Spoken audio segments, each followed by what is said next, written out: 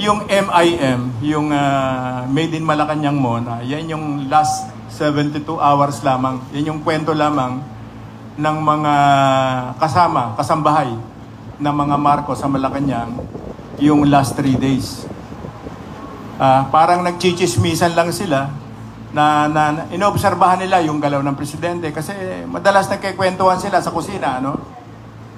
So, yun ang account nila. Sabi ko, itong pag-uusapan natin, sabi ko, hindi 72 hours, hindi 1 month, hindi 1 year, sabi ko. Ang pag-uusapan natin ay kung paano inumpisahan, tinrabaho, binalak na ibagsak si Ferdinand Marcos simula pa nung kanyang pagkaka-elect noong 1965. At yung unang pagtatangka na gibain siya ay naganap noong 1968 sa isang privilege speech ni Ninoy Aquino na kung saan nagbenta siya ng kauna-unahang kasinungalingan na nagkaroon nung tinatawag na yung Jabida Massacre, no? Na allegedly merong isang Muslim, no? Na ang pangalan ay si Hairula na ang kwento lumangoy daw, no, mula sa Bataan hanggang doon sa Pampang ng Cavite na nasagip ng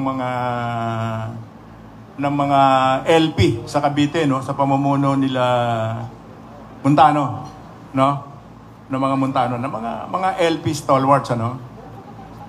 So, ang kwento, at yan ay naka-record yan, na allegedly 68 trainees, no, ang pinatay, ang minasaker.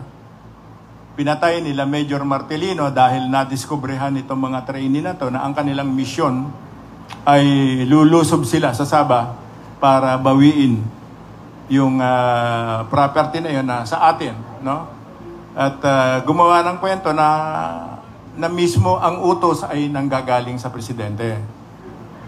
But ngayon, right this very moment as I speak, yung pong 68 na yon. 68, anong sinasabi?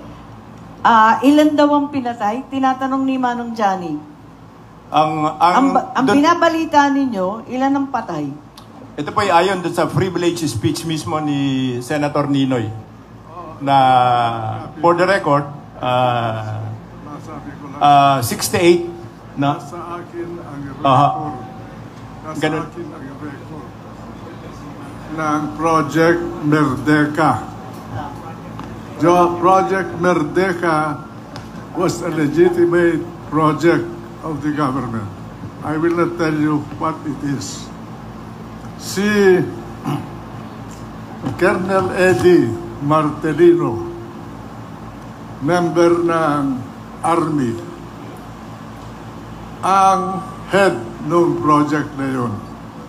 Ang asawa niya, taga Sulu, one of the islands of Sulu, a noted island where the women are beautiful women who are descendants of the Arabs who came to the Philippines to bring to us the Muslim faith. But that is beside the point. He recruited young men from that island and neighboring islands on a voluntary basis to train and be a part of Project Merdeka. They were brought after they assembled in Sulu Archipelago. They were brought voluntarily to Corregidor. And during that period of training, and they were training extensively in Corregidor, some of those volunteers opted to withdraw. They changed their mind.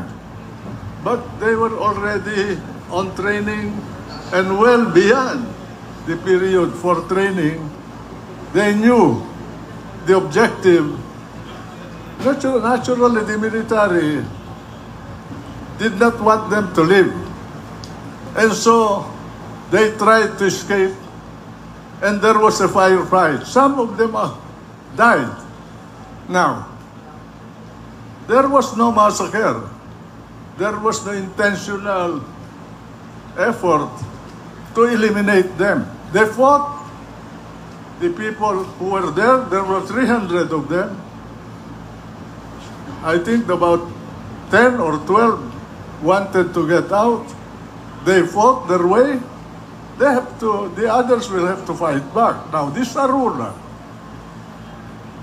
and this was the lie that was propagated by Rappler, was supposed to have escaped.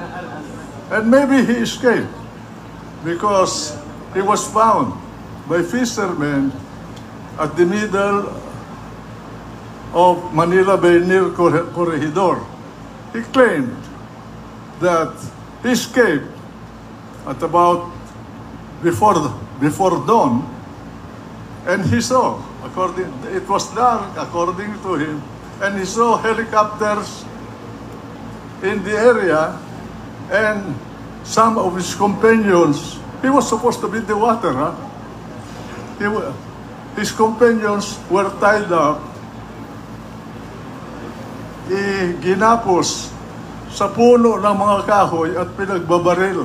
Yun ang istorya na binigay ni Arula kay Justiniano Montano at kay Ninoy.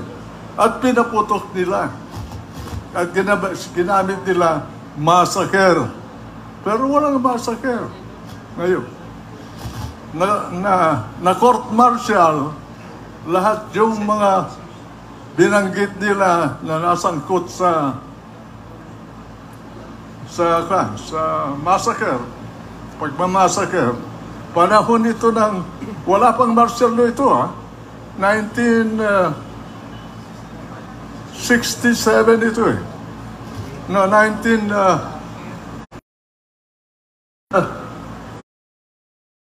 7, I think it was. I don't remember the date. An impartial military court. If you want, I have the record of those proceedings. I preserved them. Thank you, Peter. Thank you. I have the record. Grabe, alam pa ni Project JP yun, Manteca, I have the record of the trial of Ninoy Aquino.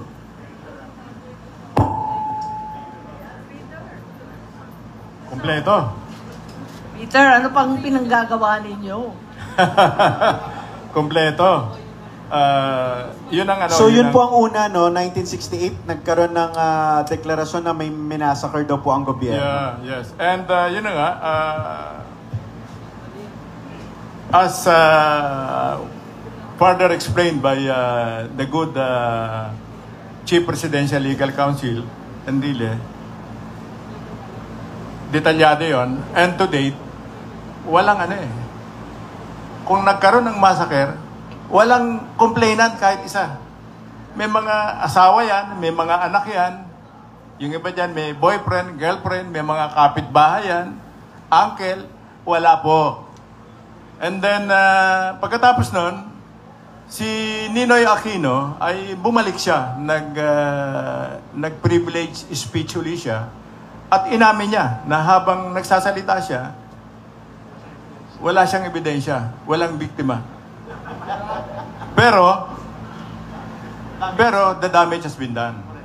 At pinag-uusapan na, ang nabigyan diin doon ay yung massacre na si President Marcos ay merong yung may ganong tendency na maging violente, na masamang tao, no? Nangyari ho yun. Take note, 1965, na-elect, at 1968, sinimulan ng tirahin, ano ha? Sinimulan ng gibayan. At again, for the record, ito yung nabasa ko sa libro ni Ambassador Bubi Tiglao, no? Yung debunk, ano? Magaling yung kanyang research, no? Sapagkat yung nangyari na yon, yung Merdeka na yon, ang gumawa ng maingay doon ay yun ang